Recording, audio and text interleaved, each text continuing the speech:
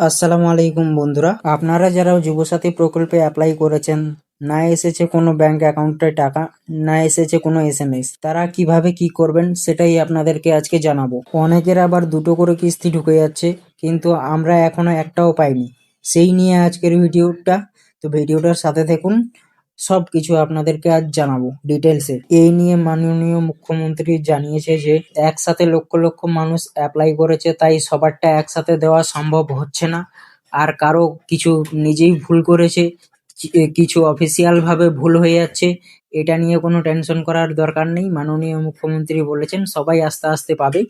আর যারা এখন পর্যন্ত পায়নি, একটা কিস্তিও পায়নি, তাদের জন্য আবার নতুন করে অ্যাপ্লাই বা এডিট করার ক্যাম্প রেডি করা হবে। সেটা ভোটের পরে, ভোটের আগে হবে না। কিন্তু কিভাবে আপনারা আবেদন করবেন সেই আবেদন ফর্মটি আমি নিয়ে চলে এসেছি, ঠিক আছে? তো এখানে আপনারা দেখতে পাচ্ছেন, এখানে সব এগুলো ডিটেলস দিতে হবে।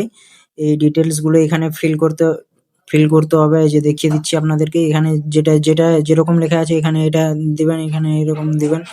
আর সাথে আপনাদের কি কি লাগবে সেটাও আপনাদের দেখিয়ে দিচ্ছে এখানে। দুয়ারে সরকারের যে নাম্বারটা একটা দিয়েছিল এখানে, এটা সেটা লাগবে।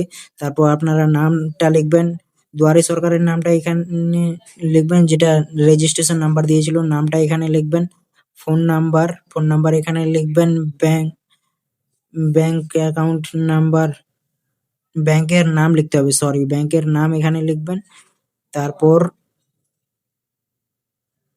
আইএফসি কোডটা এখানে লিখবেন, ঠিক আছে?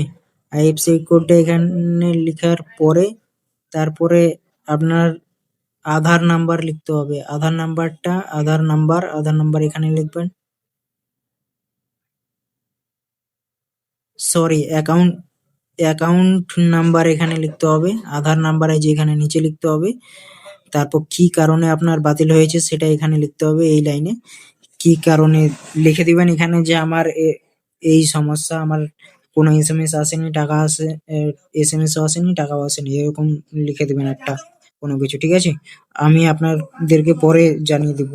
তারপরে এখানে দিতে হবে কি কি, মতলব জেরক্স দিতে হবে সেগুলো এখানে।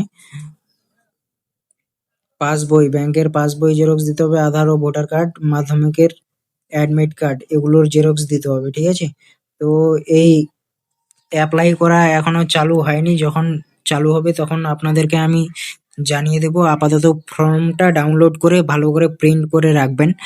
আমি ডেসক্রিপশন বক্সে ফর্মের লিঙ্ক দিয়ে দেবো, সেখান থেকে আপনারা ডাউনলোড করে নেবেন, ঠিক আছে? তো আজকের ভিডিওটা এই পর্যন্তই, দেখা হচ্ছে আবার নেক্সট ভিডিওতে। চ্যানেলে নতুন হয়ে থাকলে চ্যানেলটাকে সাবস্ক্রাইব করে দিবেন। ভিডিওটি ভালো লাগলে ভিডিওটি লাইক করে কমেন্ট করবেন। আপনাদের আর কি কি জানার ইচ্ছা আছে সেটা আমাকে কমেন্ট করে জানাবেন, আমি আপনাদের মনের সন্দেহ দূর করার চেষ্টা করব, ঠিক আছে? তো আজকের ভিডিওটা এই পর্যন্তই। আসসালামু আলাইকুম।